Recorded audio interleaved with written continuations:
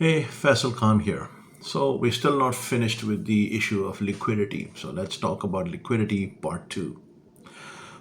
The, Remember the example, when I've given the example in the previous video, you can probably look it up over here. And it's, when buyers and sellers enter into a forum, someone says, the carnival example that I gave, there were tickets being sold, there were people coming, they were having a good time, and someone says, this is a good business.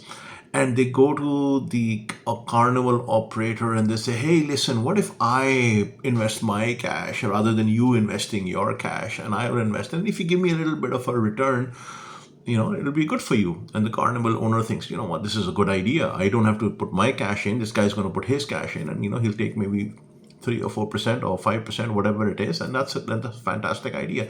So they do that. So a person comes in, brings their external cash to the equation, and says, okay, you know what, I'm going to sell tickets. But this person has to buy those tickets from the operator and then commit their funds.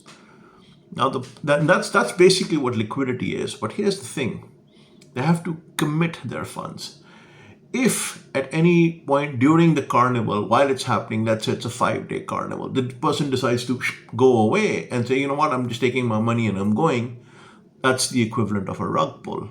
That's the equivalent of whenever someone is going to say, oh my God, we are in trouble now because there's no liquidity. We can't get our tickets in cashed out.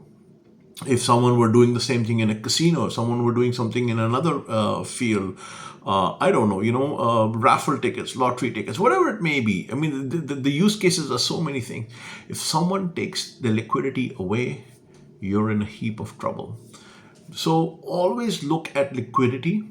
Who's providing it? Sometimes you will find the answer, sometimes you won't. But make sure that the liquidity is at such a level such that your commitment or your investments are below it. So if the liquidity of that, let's say an ecosystem is $1 million and you only have $5,000 invested, there's a good chance you can get your 5,000 out. But if there are like 1 billion investors each with $5,000 each and liquidity is only 1 million, and the total market cap is, let's say, I don't know, $3 billion, then you have a problem, because then everyone is going to try to cash out and there's very little liquidity. So you have to look at daily trading volume and the daily liquidity that is available in any platform. This is so very important for your money. I learned it the hard way. I went to various meme coins, I invested, I thought, oh my God, I'll make a killing, and I did make a killing. But guess what? When it was time for me to get out, there wasn't enough liquidity available. There were so many other people trying to get out.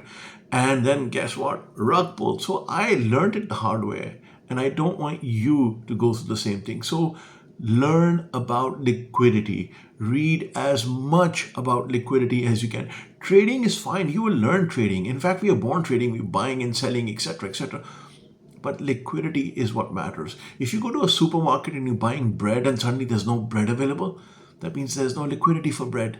There isn't a market for people to buy and sell bread. Well, there may be, but there is no person who's willing to invest his or her cash or their cash and say, you know what, I'm going to give bread over here in return for some US dollars or what have you. So liquidity is super important. If there's one thing I want anyone and everyone to learn, it is liquidity.